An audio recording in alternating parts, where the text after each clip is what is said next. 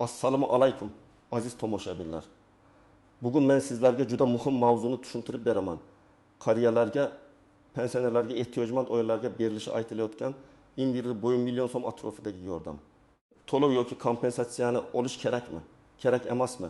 Kimga tegishli emas va eng muhimi, qaysi holatda odam o'ziga zarar qilib qo'yishi mumkin? Bu ma'lumot har bir oilaga tegishli.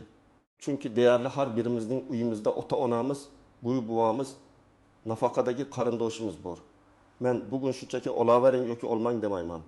Men sizga masalaning ichki tomonini, qayerda ehtiyot bo'lish kerakligini, qaysi hujjatlarni tekshirish zarurligini, kimlarning gapi xavfli bo'lishini oddiy tilda aytib beraman. Videoni oxirigacha ko'ring, chunki aynan oxirida men sizga amalda nima qilish kerakligini bosqichma-bosqich beraman. Hozirning o'zida kanalga obuna bo'ling, like bosing, chunki bunday ma'lumot vaqtida yetib borsa, kimningdir puli, asabi huquqi saqlanib qoladi. Avvallari ko'pchilik pensionerlar uchun tizim nisbatan sodda edi. Pensiya tayinlangan bo'lsa, har oy plastik kartaga yoki naqd shaklida pul kelardi. Qo'shimcha yordamlar esa odatda mahalla, ijtimoiy himoya, saxovat va ko'mak kabi ro'yxatlar, nogironlik, yolg'iz keksalik, kam ta'minlanganlik, davolanish xarajatlari yoki bayram oldi to'lovlari bilan bog'liq bo'lardi. Odamlar ham shunga ko'nikkan edi. Pensiya alohida, yordam alohida, nafaqa alohida. Hozir esa vaziyat boshqacha. Raqamlashtirish kuchaydi, ijtimoiy reyestrlar paydo bo'ldi. Ko'p xizmatlar onlayn bazalar orqali tekshirilmoqda.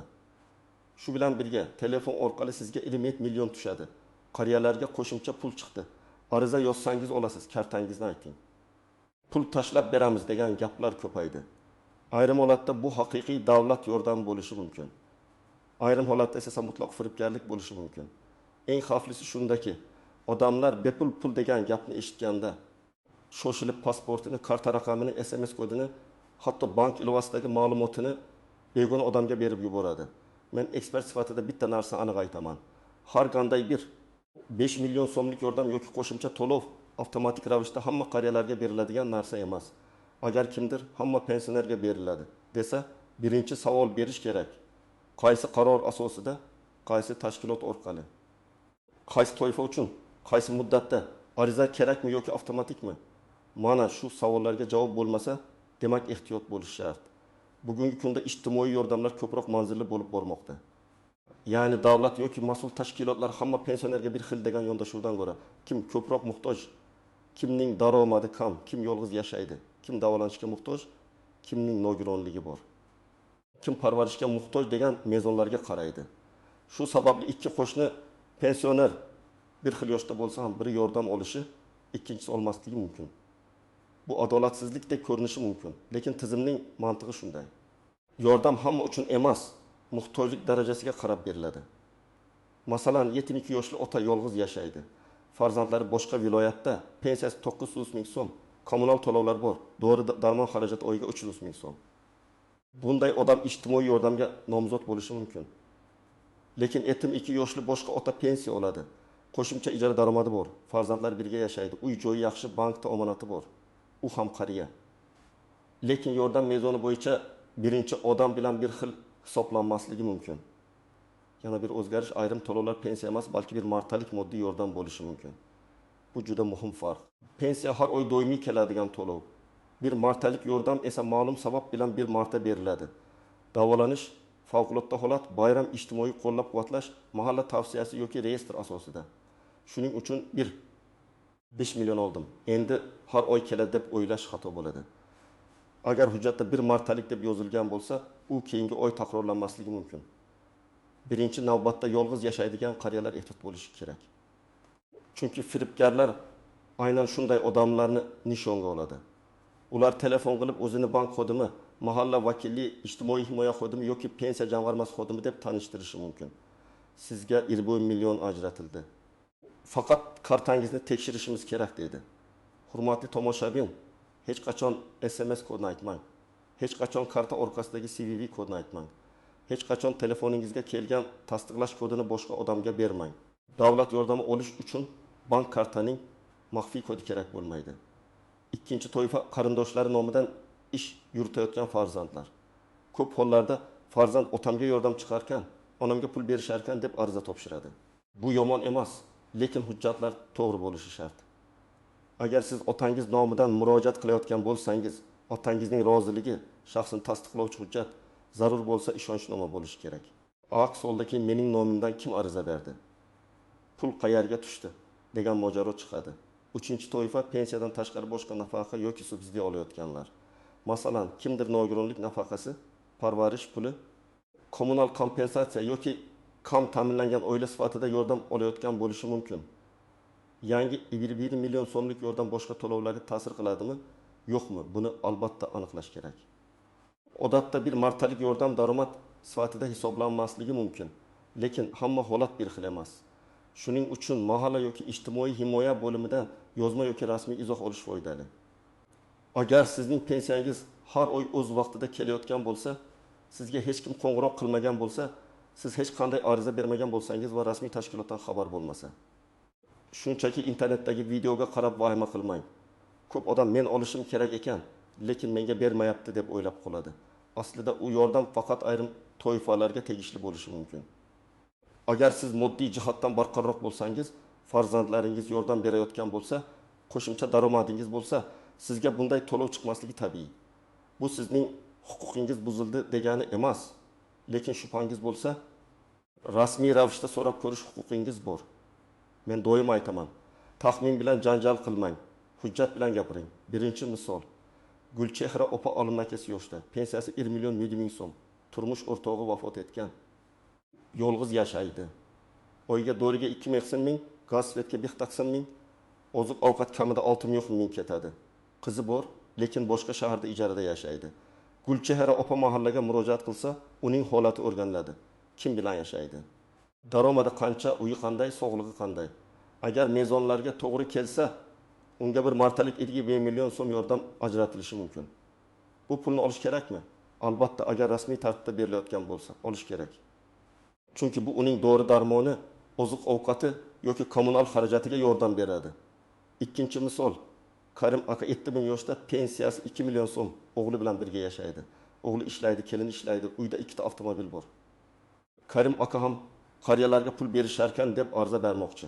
Uning arizasi rad etilishi mumkin. Chunki oilaning umumiy holati nisbatan yaxshiroq. Bu yerda men ham qariyaman-ku degan e'tiroz tushunarli.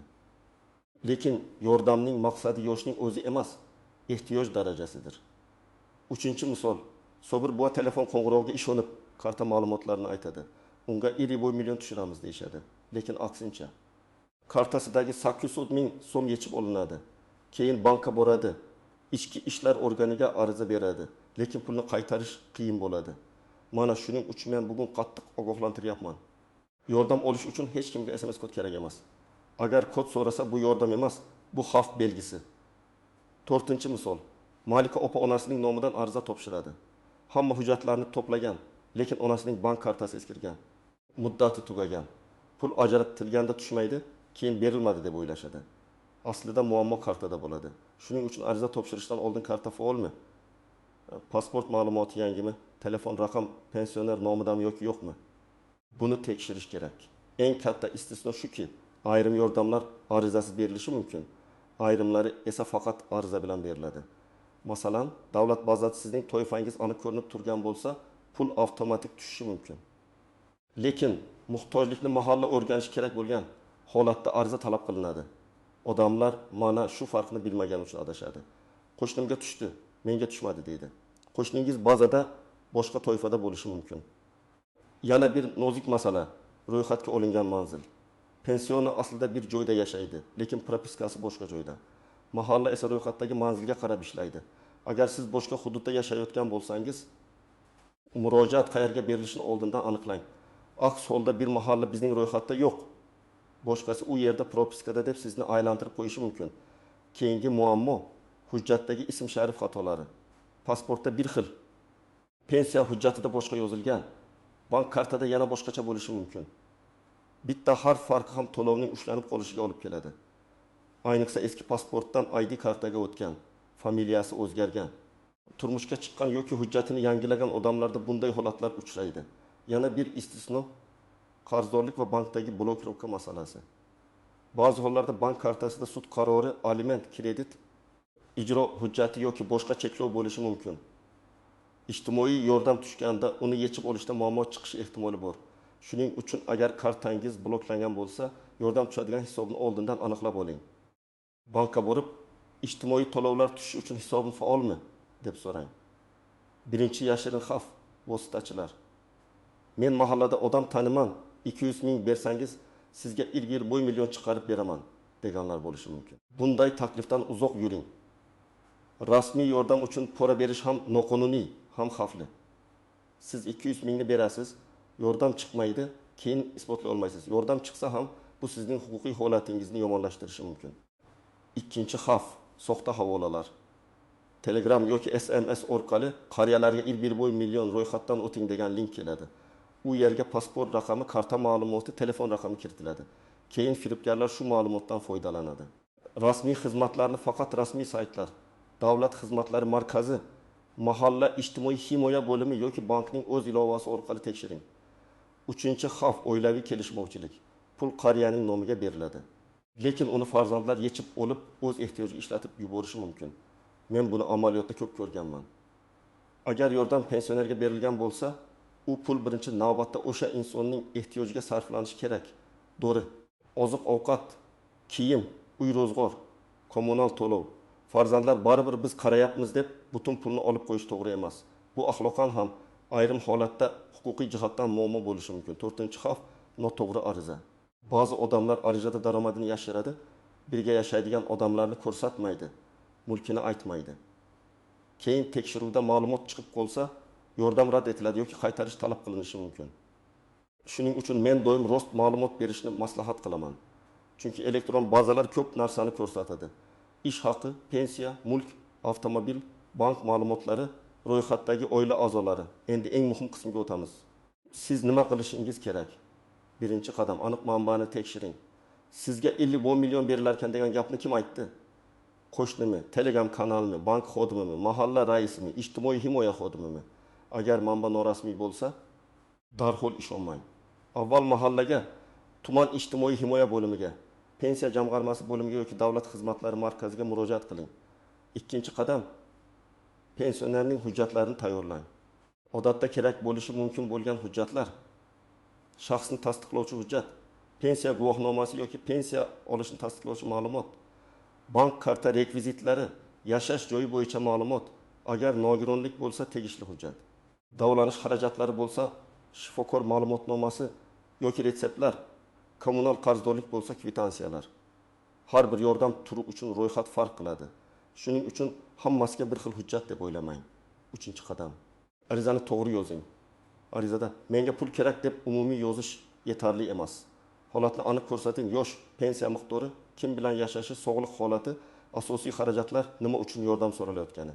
Masalan, men 74 yoshdaman, yolg'iz yashayman, pensiyam 1 million 1000 so'm, oyiga dori-darmon xarajatim taxminan 300 ming so'm, kommunal to'lovlarim mavjud, shu sababli bir martalik moddiy yordam ajratishingizni so'rayman.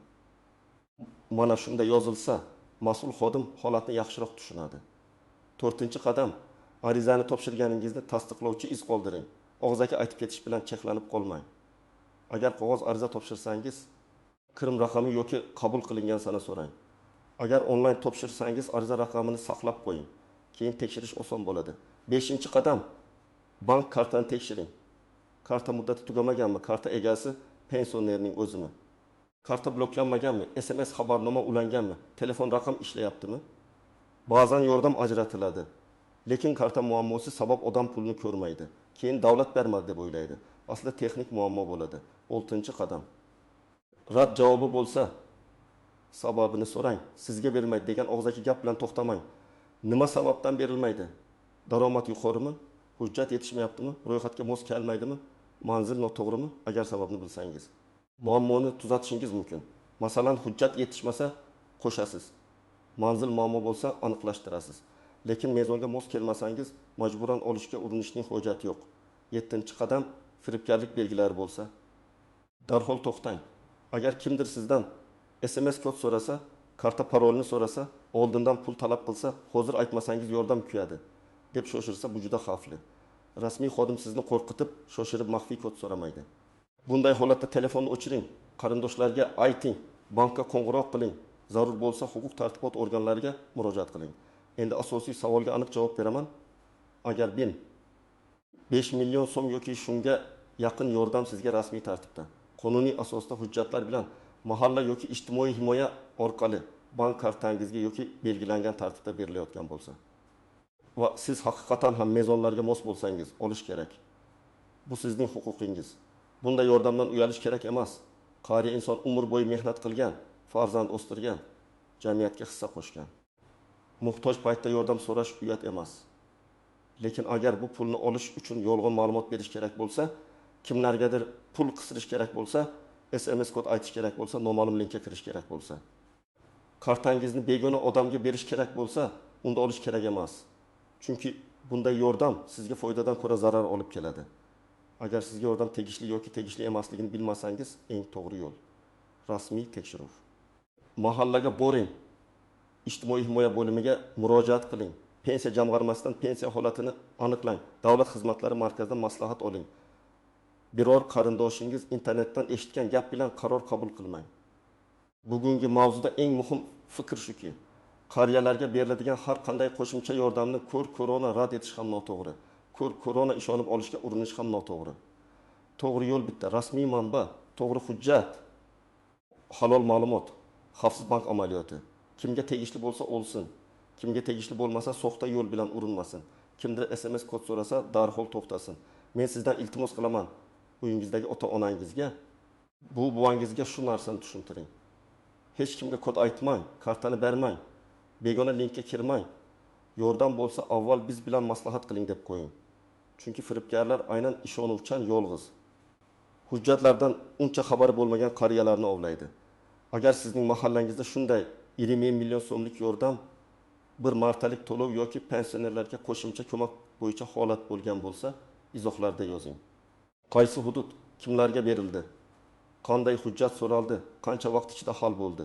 Sizning tajribangiz boshqa tomoshabinlarga yordam beradi. Videoni foydali deb bilsangiz, like bosing, kanalga obuna bo'ling va yaqinlaringizga yuboring. Men esa keyingi videolarda pensiya, nafaqa, ijtimoiy yordam va huquqlaringiz bo'yicha yana aniq, tushunarli ma'lumotlar berishda davom etaman.